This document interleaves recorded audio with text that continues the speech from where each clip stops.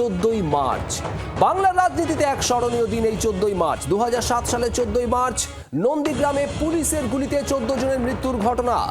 বাম জমানার জমি আলগা করে দিয়েছিল সেই দিনের সেই ঘটনা। পশ্চিমবঙ্গে এই বিশেষ দিনেই ব্রিগেডে আজ পরিবর্তন সংকল্পের সভা।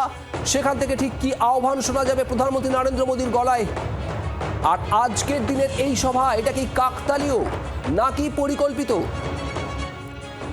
কমলাক্ষ ভট্টাচার্য আমাদের প্রতিনিধি রয়েছেন আমাদের সঙ্গে। কমলাক্ষ, আজ যে প্রধানমন্ত্রী নরেন্দ্র মোদীর সভা আমরা দেখেছি, সেখানে বাঙালি অস্মিতা, বাঙালি সংস্কৃতিকে ব্যাপক গুরুত্ব দিয়ে গোটা সভার মঞ্চ এবং তার চারপাশের পরিবেশ তৈরি করা হয়েছে। কিন্তু দিনটা আজ 14ই মার্চ, নন্দীগ্রাম দিবস।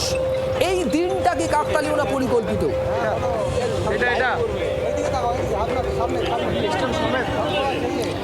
শুভদীপ, তোমাকে জানিয়ে রাখি যে প্রধানমন্ত্রীর এই ব্রিগেড সফর, এই সফরের যে দিনক্ষণ, এই দিনক্ষণ নিয়ে কিন্তু যথেষ্ট রদবদল হয়েছিল। প্রথমে ঠিক ছিল তিনি 18ই মার্চ আসবেন, অবশেষে সেই রদবদল করে আজকের দিন সেই 14ই মার্চ প্রধানমন্ত্রী তিনি আসছেন। বিজেপির যে পরিবর্তন সংকল্প যাত্রা হয়েছে 9টি 10 দিন ধরে গোটা বাংলা জুড়ে, তার পরিসমাপ্তি আজকে অনুষ্ঠান বলা যায়। কিন্তু 14ই মার্চ দিনটিকে বাছা হলো, এটা কি কাকতালীয় নাকি পরিকল্পিত সেই প্রশ্ন উঠছে। সেই নিয়ে জল্পনা তো অবশ্যই রয়েছে। তার কারণ আজকে বাংলার ইতিহাসে, বাংলার রাজনীতির ইতিহাসে একটা উল্লেখযোগ্য দিন অবশ্যই বলতে হবে।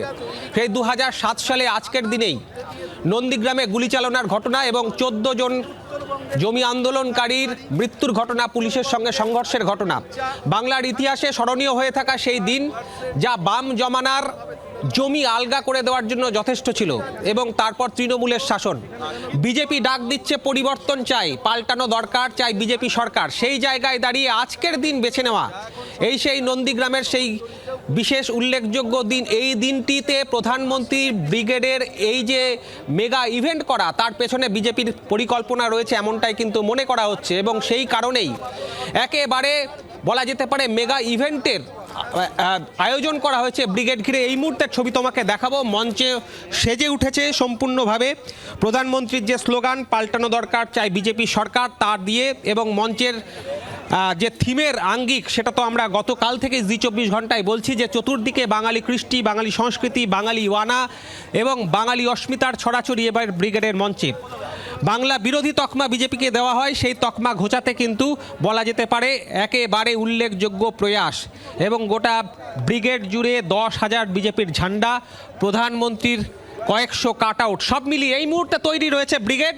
প্রধানমন্ত্রী বেলা 1টার পর তিনি কিন্তু এই চত্বরে আসবেন। 2টোর সময় এই মঞ্চে তিনি আসছেন। তার আগে 1:55 তিনি আসছেন শিলচর থেকে।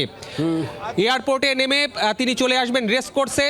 রেসকোর্স থেকে প্রথমে সরকারি অনুষ্ঠান এবং তারপরে এই রাজনৈতিক মঞ্চ, যেখান থেকে বলা যেতে পারে এই বঙ্গযুদ্ধের দামামা বাজাবেন তিনি।